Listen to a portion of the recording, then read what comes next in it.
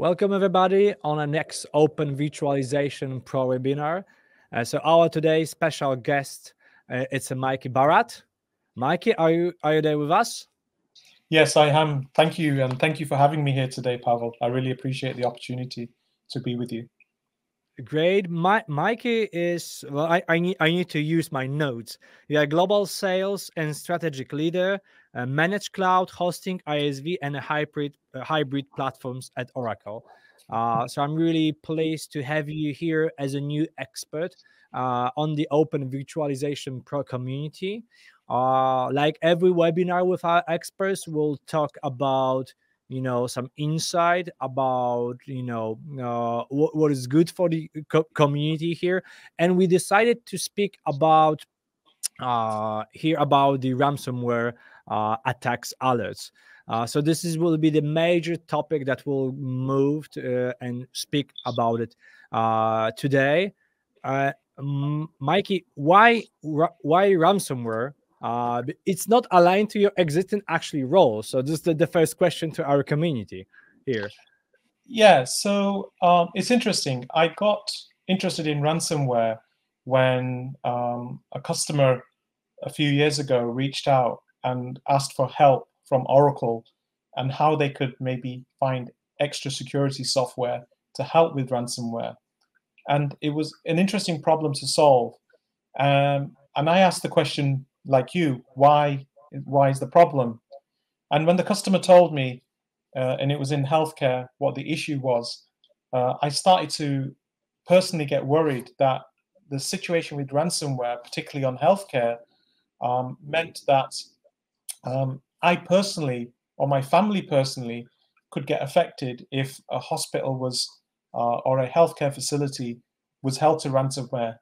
And at the time when I was originally asked, it was the early stages where even people had just started to lose their lives because of lack of treatment in hospital. So I felt it was a bigger problem than just selling some software. And I took a personal interest because I felt our families, our friends, shouldn't be suffering at the behest of ransomware attackers if they go into an emergency situation. And I felt personal about this. So it's been something that I've been pushing inside Oracle to look at how to use open source software to help address the problem. So it became a personal crusade for me. Great. Because we know everybody that the ransomware is a huge problem these days. It's not a new threat, but I believe we should more and more educate how to do or how to better be secured or protected against these threats. So this will be the major reason why how we will go through our let's say presentation and the dialogue. And of course, in the end, I will need to ask what's going on behind the scenes on your room. But let's keep it till the end. So please feel free right now, Mikey, to share your presentation, and let's go through the few slides and let's deep dive this topic for today. Okay, thank you, Pavel. So I think ransomware at the surface has people are aware of it, but they don't realize the deeper foundations of ransomware. And it's interesting how people start to not know about maybe how they're contributing to the problem without knowing about it. So it's an interesting situation. But let me share some interesting information to you. When you look at ransomware, and I'm giving some statistics from the USA, I'm based in California, but in 1 year last year, the FBI reported that they spent over $1 billion was spent in actually making payouts to ransomware attackers. And the problem is because when you hold a healthcare facility to ransom, or you hold a utility company to ransom, how long will it take to cure the problem of the actual virus that's come in versus just paying a ransomware attacker the money? And most companies have found it easier to get their systems back online, particularly healthcare, by just paying. So a lot of companies are ending up paying. In one local city, Baltimore City, they paid $18 million in ransomware payments just in 2019. And they continue to pay in 2020, 21. Every And 11 seconds. this 1 billion is only for the US companies? Yeah, just Only. US, just US only. So you can imagine in all the countries worldwide, how much is actually being spent. And I've got some interesting statistics to show which countries are worse hit, because US is not the worst. There are other countries being in a worse situation. So this is an interesting point. Pavel, the other thing that's really interesting is every 11 seconds, even while we are speaking, there is a business being attacked and falls victim to a ransomware attack. So even while we're speaking through this presentation, these attacks are happening. And probably by the end of the presentation, maybe another 30 or 40 attacks have happened, successful attacks. In 2018, and people are very reluctant to report they've had a ransomware attack. If you're a public organization, you have no choice. But at least 284 million attacks were made in 2018, and that's grown exponentially. And we think it's more like 500 million a year now by the end of year 2021. The biggest way that ransomware attackers are penetrating your security defenses is by using emails. And they're getting through your perimeter defenses by sending an email to one of your employees. Of course, your email is allowed to come through the defenses. So this is one of the biggest ways they're actually getting through. But there are other things that are causing ransomware attackers to get into the organization. And what's interesting about this, Pavel, is it's a lack of education sometimes that causes the attack to take place by the user. My question here is why we've seen such as growing trend, like you said, since, for example, 2017, because this kind of the attacks were exposed not 5 years ago, but it was available even 10 years ago. So I'm still curious why it's growing rapidly. And you show the numbers, and it's not only the governments or the small medium-sized companies. We're also talking about the biggest companies, and we've seen many like Acer, for example, last year, and many other companies who actually don't expose that they've been hit by the ransomware. So why we've seen such as growth here worldwide? What's your pick here? It's a good point, because actually, Toyota was hit 2 years ago and they paid out because it's pulled their manufacturing plant for cars to a halt, and that's lost revenue for them if they don't get it going. What's actually fueling, this is my personal opinion, what's fueling more and more ransomware attackers to surface and start attacking is actually cryptocurrency. One of the things that ransomware attackers were struggling with maybe 5-6 years ago was they could make an attack on an organization, but they couldn't necessarily collect the money very easily. So the early days of ransomware attacks, the ransomware attacker would have to try and work out a way of getting payment that could hide who they are and couldn't lead back to them and trace back to them. And that was a lot more difficult 5-6 years ago. What's fueling the scale of ransomware attacks is the fact that cryptocurrencies and blockchain and the security around blockchain actually more easily hides the identity of who you're paying your ransomware to. And I think that technology is interesting. As the technology for blockchain increases and as cryptocurrency continues to be in the marketplace and regulated, it's allowing these cyber criminals to actually enable more and more payments. So what's happening is previously the ransomware attackers were struggling not on how to make the attack, but how to get the money without being identified. And this is what the biggest fuel, I think, is for the increase in ransomware attacks, is the uprising of blockchain as a security technology, allowing security of identity, and secondly, cryptocurrency being unregulated by any of the governments. So this, I think, is what's driving the rise of ransomware attacks and more cyber criminals, getting on what we call the bandwagon. I don't know what you think about that, Pavel. Yeah, It's massive, and like you said, the cryptocurrency definitely is the move. How to easier, to grab not US dollars or any other currency, but makes them the teeth life easier, and be anonymous from the world of getting the dirty money here. Yeah. So let's just talk a little bit more about cryptocurrency. The stakes are high, for the cryptocurrency industry.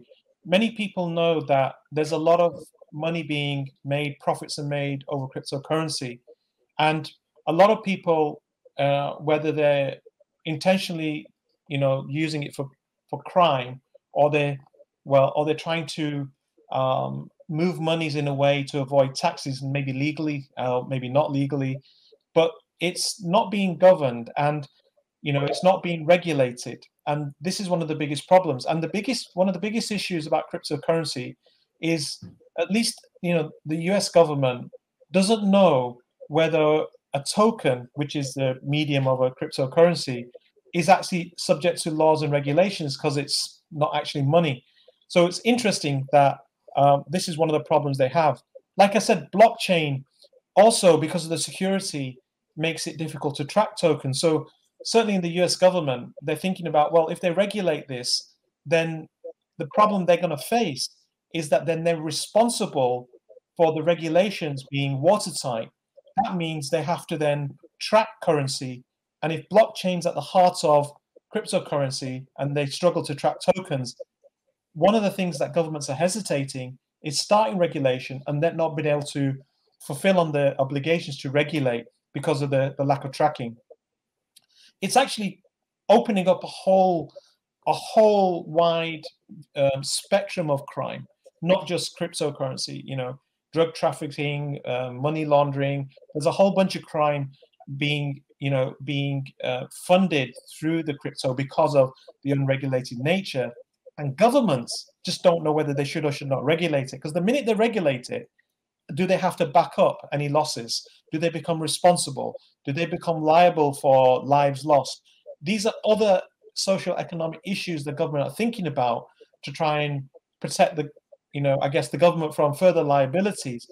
And this is why they're hesitating to step in. And the debate continues. Like I said, other crime categories, are using crypto, but it is crypto such as Bitcoin that is enabling ransomware payments. And here's the final point.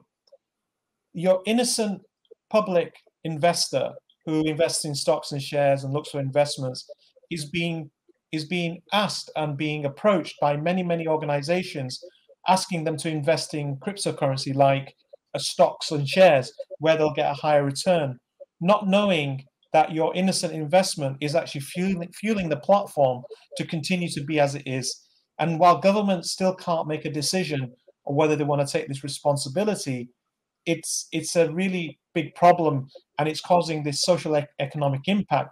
And now, more and more since last 2 years, the people that go to healthcare facilities and get affected by this, their healthcare, and recently, as close as last October, November, there was an association that a young child, because of ransomware attack, within 24 hours didn't get the treatment, and then another 48 hours later, the treatment came, it was too late, and he died.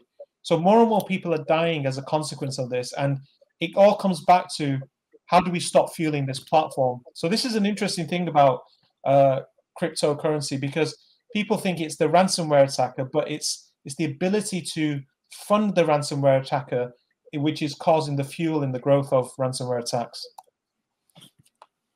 I don't know if that makes sense, Pavel.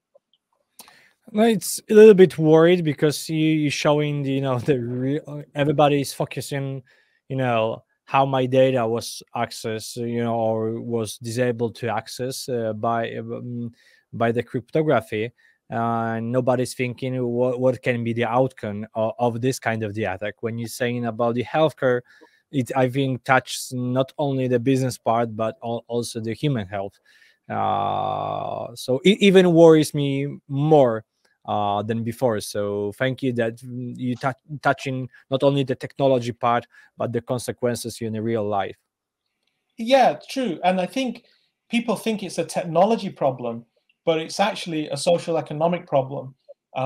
For example, and we'll talk about this, if a ransomware attack takes place on your electricity company and takes out the power grid, who does it affect and how will it affect? Not just businesses, but people at home. The supermarkets with no power have to shut down, the healthcare facilities. So utility companies are starting to become a target, and they're going to be as vulnerable as a healthcare facility to pay up. So this is why regulation of crypto is going to be really necessary, and governments need to step up quickly, because the minute it starts, affecting things like utilities, whether it's water, electricity, gas, then it can become a pandemic. And we've just come through a pandemic. The last thing we need is another pandemic based on this type of situation.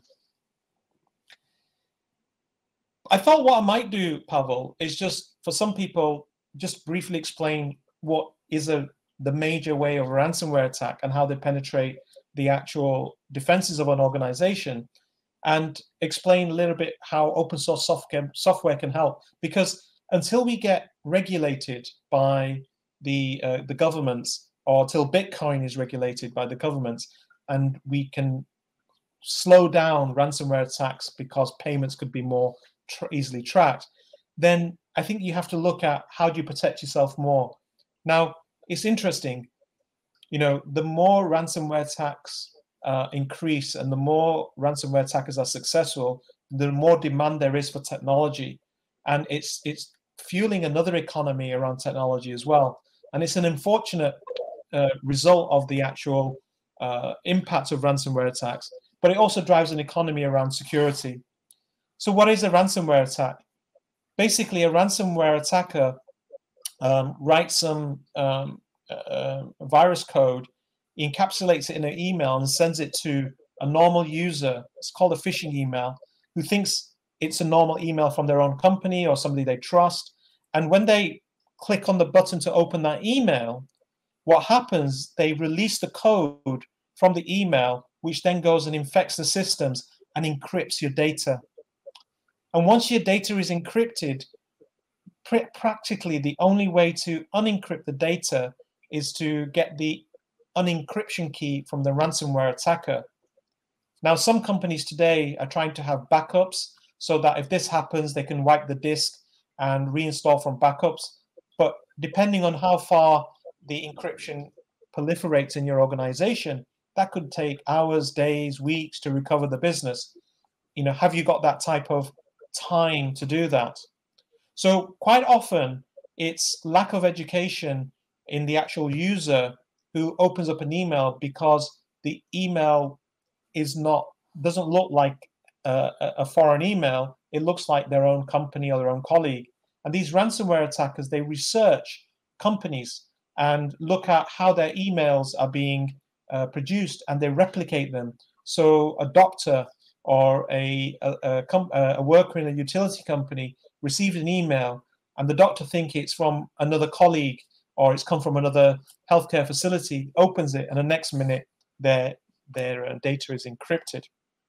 So it's not particularly anybody's fault, but I don't think companies do enough to educate their users on what to watch out when emails are coming in, what to alert to their IT department if they suspect there is a interesting email which they don't recognize or doesn't look slightly normal. And that's one of the biggest reasons this is starting, is we don't invest, and companies don't invest enough time in educating their users. Now, I did mention, Pavel.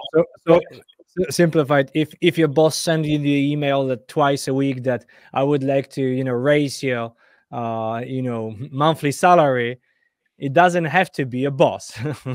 Well, it would be interesting, because this is exactly how they send the email. So sometimes you get these emails, like the one you said, it's too good to be true, as they say, but it's something you've been wanting. And these ransomware attackers, they research people and social behaviors, and they look at different groups of people. So somebody in a low-paid company gets an email from their boss, Pavel, saying they're going to get a raise. Of course, they're going to open it and bang, that's done. And in similar ways, in different industries, these ransomware attackers do a lot of research as to what's going to inspire you to open that email. It's a funny Yeah, like example. like invoices for the financial services, etc. So it's plenty, or even I believe thousands of the different examples how to do the proper phishing, and be caught by by mistake opening actually the files, yes, Correct. or the exec which is inside. Correct. You're absolutely right. You're absolutely right. And this is one of the biggest issues. And the problem you have with this type of email is it's different every time, even in the same company. And they can even attack the same user with a different email. And sometimes it's difficult to get your endpoint security. It might protect the first time the email comes through, but if the second email has got a different look and feel and code, then it might miss it. And this is where your current security solutions can actually catch known ransomware attacks. But what about the new ones which are coming? What about the new ones which the ransomware attacker is inventing? Has the endpoint security company that you're using got that information? No, they're waiting for somebody to get attacked. When another company gets attacked, unfortunately, somebody will get attacked with a new ransomware code, then everybody else will look at that and go, we need to protect ourselves.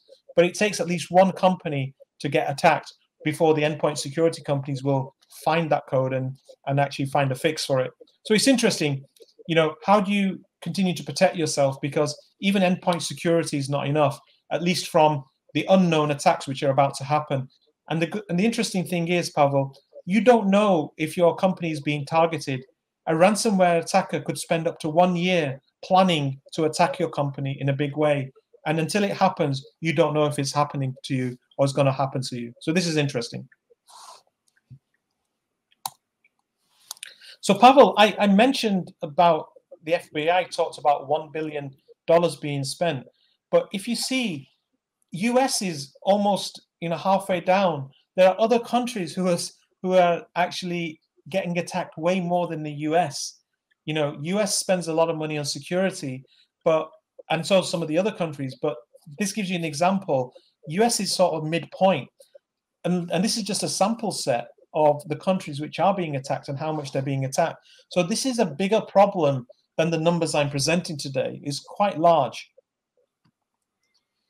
Some of the organizations, and this is changing now, so healthcare is rising quickly to the top, but governments are being attacked quite quickly because they got private secure information. Manufacturing is a big target. Think about Toyota and the other manufacturers being attacked recently. Utilities becoming a big target. These are all organizations where if they're out of action for any length of time, it affects the social economic environment that you're living in. It affects real people. And these are the industries. Like I said, healthcare is now becoming the top 1 or 2 now. What is actually the method that they use? As you can see, spam or phishing emails is the number 1. But it's also, I mentioned user training. 36% of attacks being successful is because companies are not training their users about emails coming in. I get trained on all the financial tools of the organization, all the healthcare applications, but nobody does any training, or very few companies train users to watch out for anomalies. Password management. More and more recently, even in my own company, they're forcing, multiple complex passwords to be created. I remember up to even 18 months ago, passwords could be very, very simple. 1 letter, 1 word. Before it was just letters, then it has to include 1 letter and 1 special character and 1 number. And now it's getting minimum of 15 characters. So attacks are causing companies to strengthen their passwords, and they're not asking users to do that. They're forcing them to do that, which is good. But not everybody's doing that. There's malicious websites. Going and surfacing malicious websites. What do I mean by that? You find an interesting topic and you go search. One of the biggest places for this malicious code and one of the biggest areas that gets visited is actually pornography. It's from pornography sites that you get a lot of malicious code. And quite often, the organizations running those pornography sites are unregulated as well. So that's one of the biggest go-tos and for the ransomware attackers in malicious websites. And actually, bizarrely, you just don't know. You can't tell who, is looking at pornography. An innocent person, your friend, your colleague, your family member, you don't know their personal circumstances. And a high percentage of people go to these pornography sites and they're exposing themselves unknowingly. So this is an interesting thing, and I like to highlight that. And there's other sites like these pornography sites, which, are there selling unregulated goods and services. And they also have these types of malicious code in there. Also, social media is starting to become a problem because, advertisements is where they hide code as well. You find on Facebook or Instagram, you've got a new goods or services which you like, and you click on it, and you actually might be executing code on your desktop. So, phone devices are getting attacked these days. And through your phone device, your email is connected to the corporate systems. You get a malicious code from social media, gets into your email, you send an email, etc., etc. So it's getting really sophisticated how these ransomware attackers are using methods to get into your organization.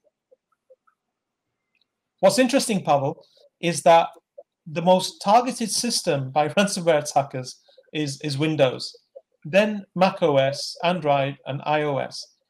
Interesting. Yeah, I heard some, not the rumors, but kind of the joke that Windows or the Bill Gates has the best knowledge about the viruses because he specialized from the 95 in this area. It was based on the pandemic styles, etc. But I knew that the Windows is the most vulnerable subject of the attacks, but I didn't know that it's 85%. Yeah, Still, so it's a huge number. But it's interesting, Pavel, you said about Bill Gates. If you got a company that sells you a desktop and they claim to know a lot about ransomware attacks, then you've got to think, why do they know about ransomware attacks for their desktop? Probably because of what you just said, Pavel. No, I just this is the joke. This is what I heard. It's not mine opinion, of course.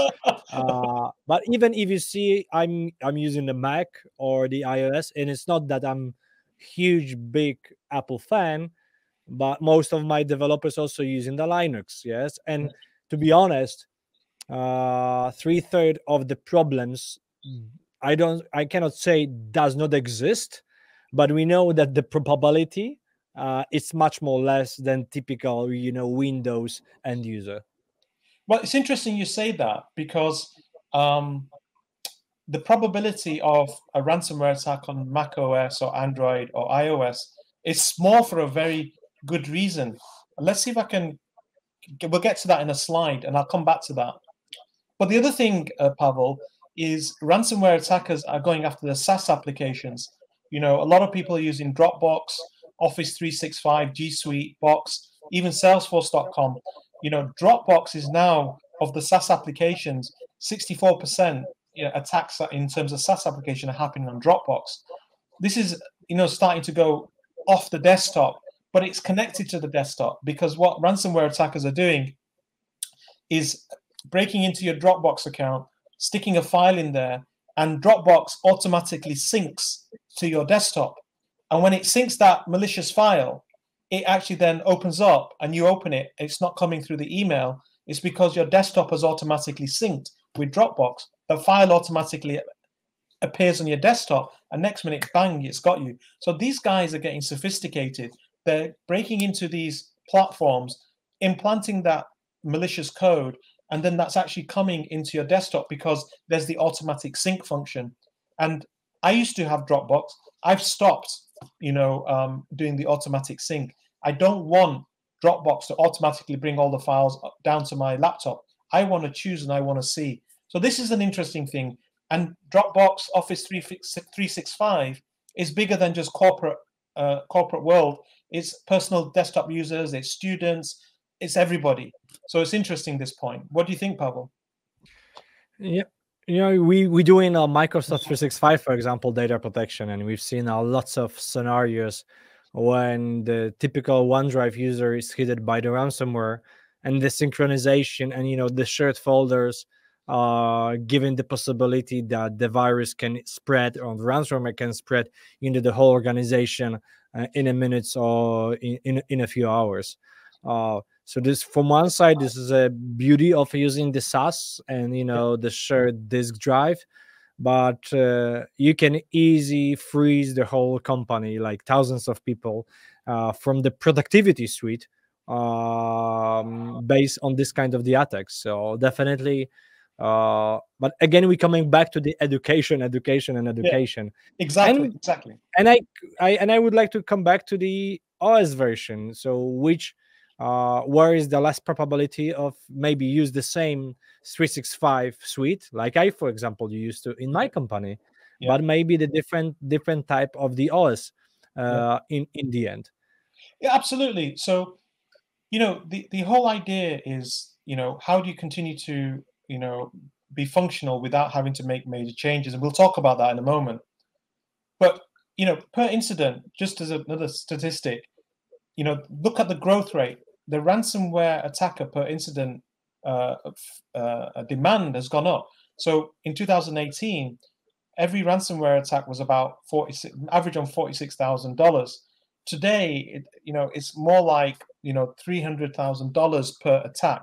Now, the interesting thing about this figure, at $300,000 in terms of the ransomware attacker demanding the money, it's an amount of money which, if you try and spend the time to try and fix your problem, and the amount of revenue or the amount of lives that might be lost for the time it's going to take to fix, it's almost a better value proposition to pay the ransomware attacker. So they pick a figure which is not millions, but they pick a figure which is too small to not too large that they can't afford to pay, but it's too small that it would cost more money to try and fix the problem. Very cleverly designed, the figure they pick. And when they send it in and demand the money, typically it's in this space where, what's the business outcome for not fixing it? And is it cheaper to give the ransomware attacker the money and try and augment your security? So this is an interesting point. Like I said, other areas where it's really getting going forward, ransomware attacks are actually happening now. Social media, clicking on that advertisement is where you're being picked up. So Facebook and Instagram, they're not going to check if you're a ransomware attacker on your credentials if you want to do some advertisement of a product. They just want you to, pay for the advert and get the advert running. Imagine how Facebook profiles you, and the ransomware attacker says, well, I want to go and profile somebody who buys healthcare products or buys makeup, who buys handbags. And, the population of people that may be looking at those goods may be high. And if you put on that, for example, I have a Louis Vuitton handbag for 50% discount, genuine article. And if you're somebody who either aspires to own a Louis Vuitton handbag or somebody who does buy them, either way, you're going to go, actually, that looks like worth reading. And you click on the advertisement and you've got a ransomware attack.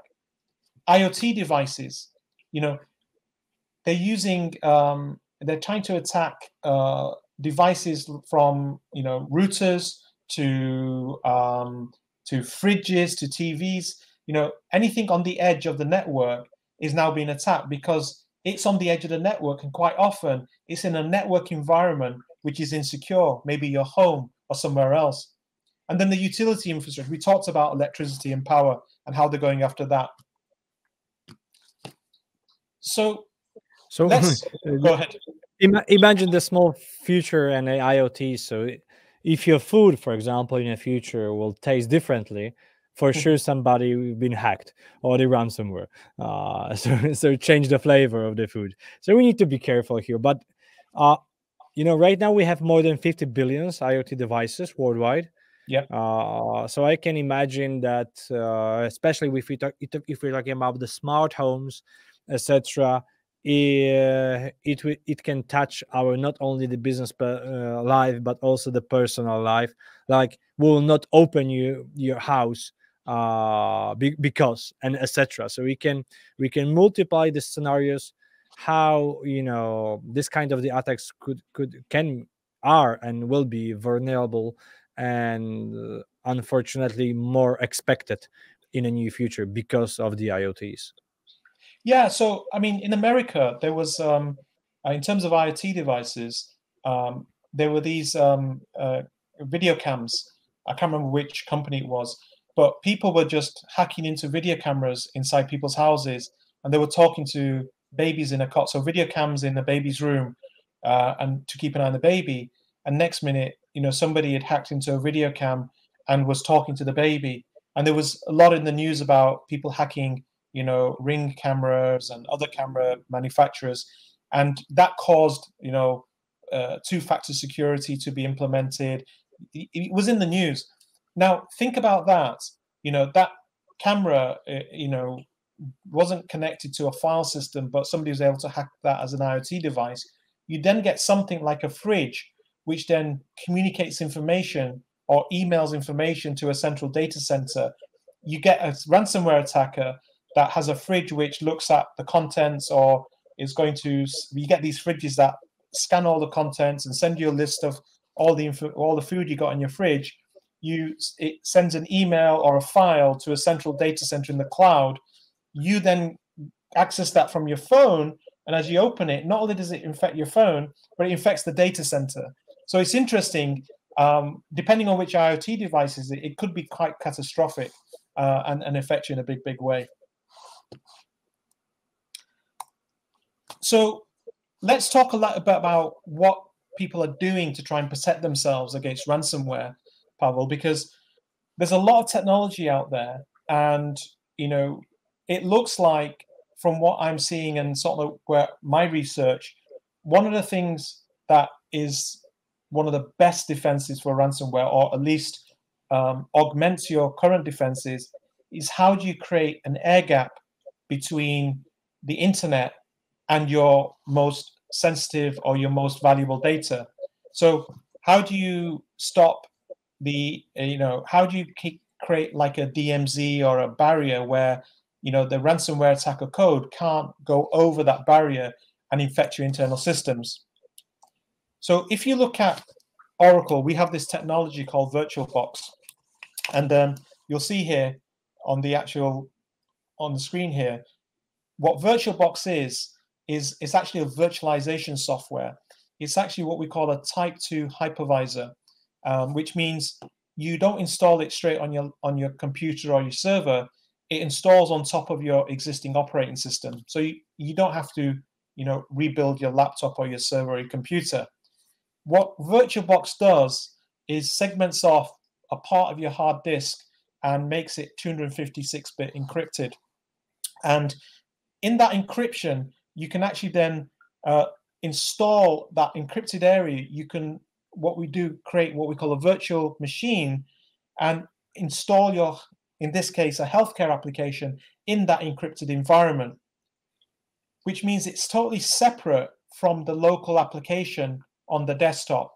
So in this case, when VirtualBox, and I'll explain a little bit more how this architecture works, from the previous example, when the email comes in, the actual internet connection is not in any way or form in communication with the encrypted piece of the hard disk on your laptop, as it shows here in the actual red box.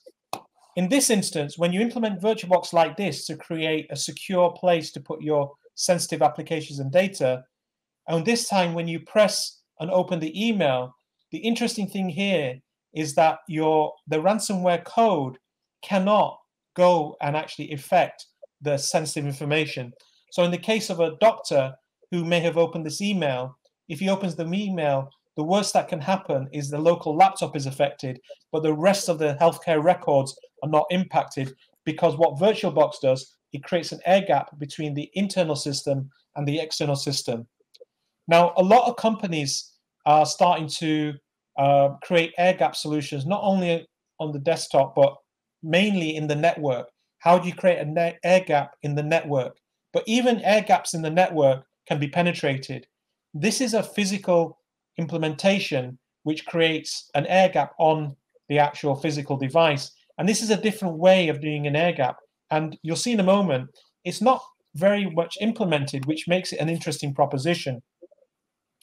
So what is VirtualBox from Oracle? As I said, it's a type 2 hypervisor. And when you install VirtualBox on your existing Windows desktop, you get this encrypted environment. And in this encrypted environment, you can launch a couple of virtual machines. And in this case, you can have multiple desktops. So you can consolidate onto a single device, a Windows desktop, an Apple desktop, a Linux desktop, all within this air-gap environment, which is not connected to the main desktop. So the main desktop has internet connection coming in, but this desktop is not connected directly to the internet. And it's on an encrypted part of the disk. So it installs on the existing operating system, so there's no need to rebuild. And VirtualBox is open source, by the way. You can go to our VirtualBox website and download and start using it for free. There is a license for some other features, but for personal use, you can download and use it for free. It's an open source project. It's been going since, I think, 1999. And actually, it's the most utilized desktop virtualization product in the marketplace. And it's the leader, even though not many people buy it. Most people use it for free in the open source community. It can be remote installed. So if you are a hospital or a utility company and you're thinking, well, how do I get all the laptops back into the company and install this security or this air gap onto the laptop? You can do it remotely. So you can connect with your users wherever they are and it can be installed, which makes it easy to implement. And that's one of the other things about security. You know, how do you implement new security? Sometimes it can be a complete rip and rebuild. Like I said, you can run multiple desktops as a secondary desktop. And you could even have the user not even use the host desktop, but completely use one of these desktops within the encrypted environment. So there's nothing on the local machine. Isolation, like I said, by running in this environment, you create air-gap security on the desktop, meaning when the email comes in, you have the email running on the local machine, but none of your sensitive data in this encrypted environment, and that email cannot penetrate, the sensitive information on your working desktop environment. It defends against new and existing ransomware and enhancing endpoint. How? One of the things I said earlier, Pavel, was endpoint security or other security solutions, when they create a fix or a defense against a ransomware code, they're relying on somebody getting attacked so they can get the code and actually write the fix for it. This particular type of technology, if you get attacked by some new code, it will protect you from that new code and you'll be able to get it and try and get a fix without your systems coming down, without the company being brought to its knees, or without the healthcare authority being brought to its knees. So this is like if you have a castle and one of the security defenses is a moat or a river around the castle. This is like that. Until the drawbridge is pulled down, it cannot actually penetrate the castle. So this is a very, very good way of augmenting your existing endpoint security. Now, here's the interesting point, Pavel. We talked about Windows desktops being, a big target. Even ransomware attackers make strategic investments and looking for a strong ROI. This is funny. After all, they're not going to get repeat business, so they've got to make a one-time hit and get the money. And to do that, they've got to make the best opportunity.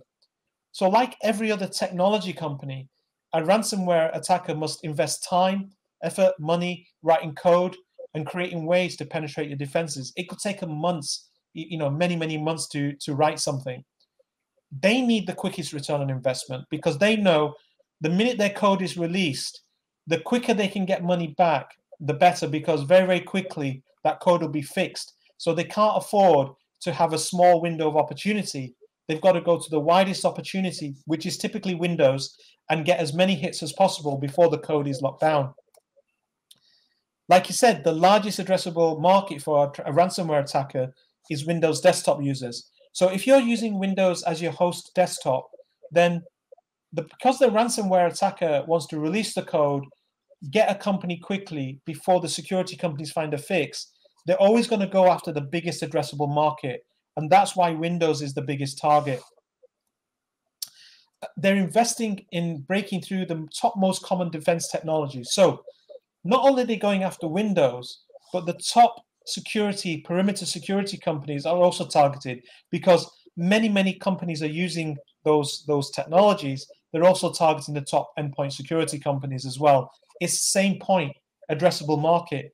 So it's interesting that ransomware attackers also make decisions based on the addressable market because of how volatile their revenue flow is. And here's the interesting thing. So if you're using the most common technology like Windows on your desktop, or the most common endpoint security or ransomware security technology, you are going to be a primary target because of the way a ransomware attacker looks at the ROI for their own efforts. So this is an interesting point, because the next slide I'm going to talk about is how do you not only secure your desktop, but how do you avoid being in the addressable market, which makes you a target? And that's an interesting point to make here as well, Pavel. So how can you further protect yourself? We just talked about ransomware attackers and the addressable market. They go after Windows, they go after the big security players, they go after the big SaaS players. Like we said, Windows is a big target. So why do we want to continue making Windows the exit point to your desktop, meaning the host OS, as you can see here on this particular desktop? If you change the desktop to Linux as the host OS, maybe that's the answer. And let me explain why. You might be thinking, well, hang on, all my applications run on Windows. Why do I want to run on a Linux desktop? Well, number one, Linux doesn't fare in the addressable market for ransomware attackers. Windows is the biggest, Mac OS is next, Android is next, iOS is next. Linux doesn't even register. So as a desktop user of Linux, the probability of a ransomware attacker writing code for Linux is so low, you automatically take yourself out of the line of sight of a ransomware attacker by having Linux on your desktop. Especially when we're talking about the businesses who are relying on the application, who are accessible via the web browsers. Correct. So it's not that we are 15 years ago when it was quite difficult to switch between the OS because of the legacy applications. Right now, because of the SaaS offering and the web-based accesses, it's right now even much more easier to change the OS level in the end. Yes, Absolutely. in the end, we're using the internet browser and the movie program to watch something. That's in most cases, of course. Exactly. Now, here's the interesting thing.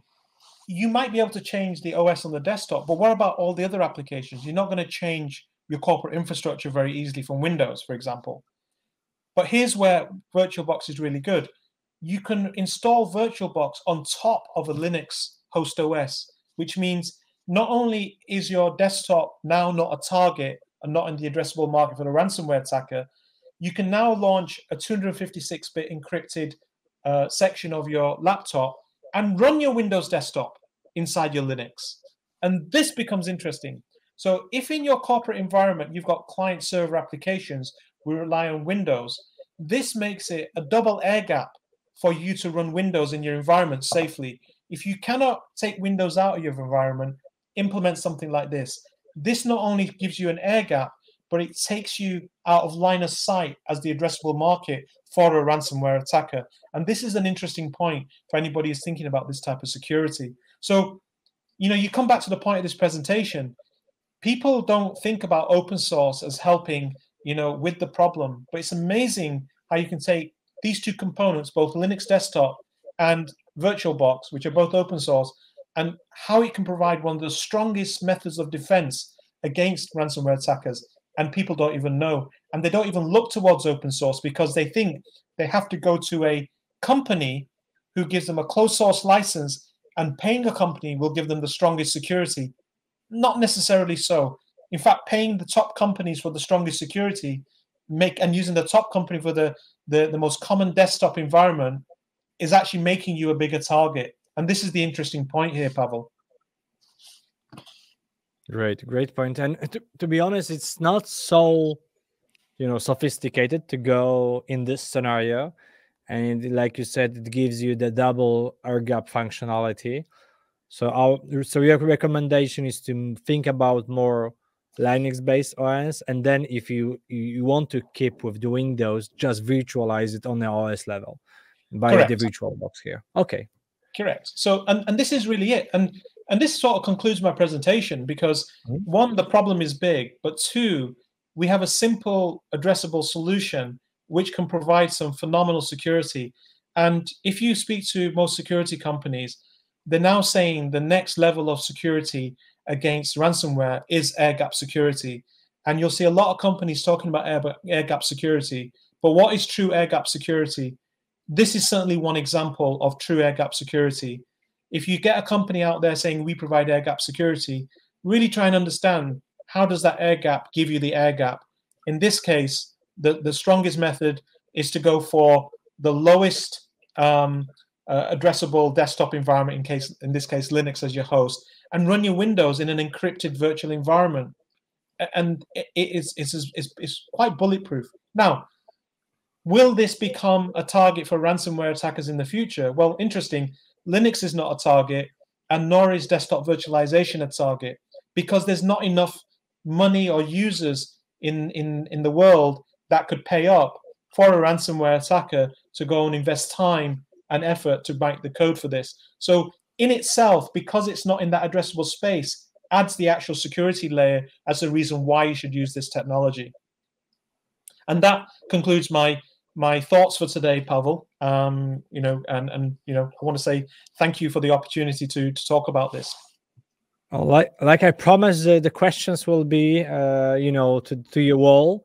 And I will not ask about the Porsche, but I will ask about the Pac-Man on your left. Yes. So I just read on the Wikipedia that the Pac-Man has 42 years, and it was introduced in 1980. Yeah. So did you also know that Pac-Man was designed for girls, not for boys?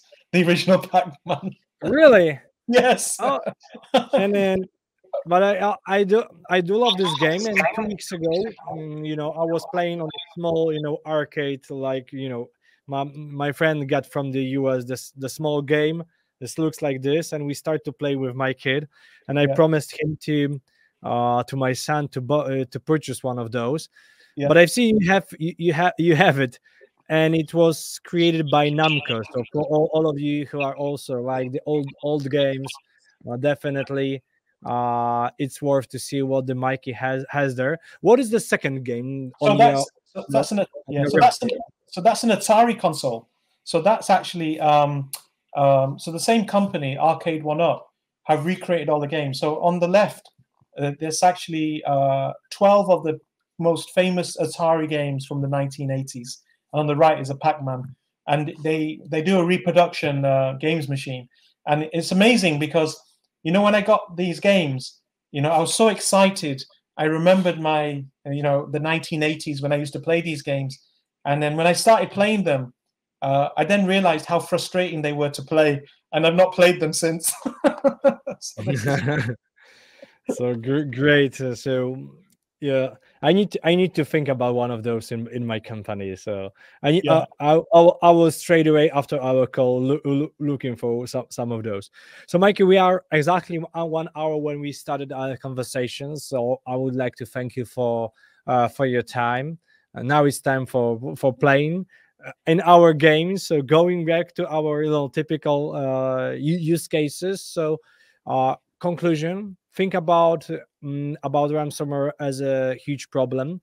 Think about the real life and actually simple solution. Just if we have a phishing, like it's more than 70%, and if we just move our email into the other platforms, which is not exposed as like Windows in our areas, we'll have much less probability to get attacked. Of course, it's not so easy to implement it in a real life, but let's open eyes and think about this kind of the solution that Mikey said.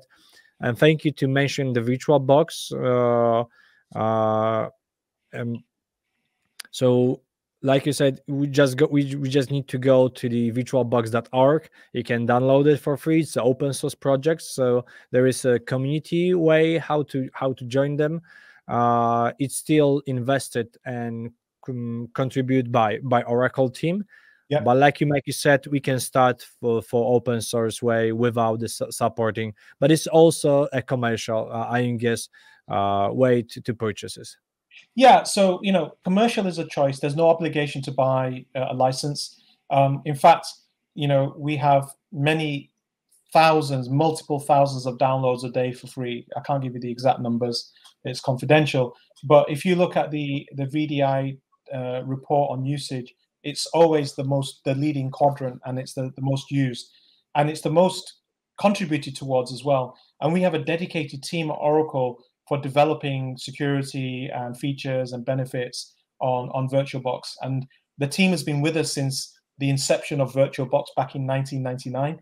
And it started off as an independent company. Sun Microsystems acquired them, and when Oracle acquired Sun, we actually invested more in VirtualBox and more into the community edition since 2008.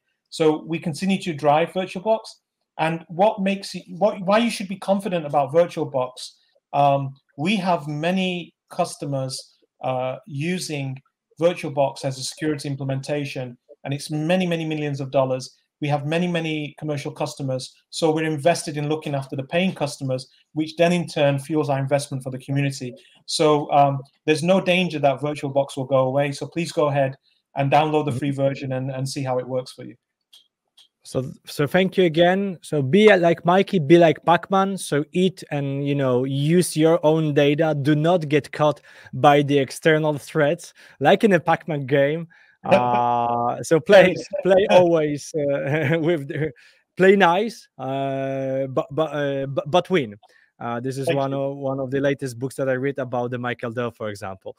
Okay, Mikey, thank you for your time. For all of the audience on live and who's watching us on as a post message on YouTube, please feel free to go on the openvirtualization.pro to join us to the next webinars. Mikey, thank you for your time. It was a pleasure to have a session, 1 hour discussion with you today. So even more appreciate for your slide deck preparation and dedication here to share with our community about the ransomware and everything behind the scenes. So have a great day, community. Stay safe, and see you on one of the next webinars that we will plan in the next weeks. Thank you. Thank you. Goodbye from California. Bye-bye. Cheers. Bye-bye.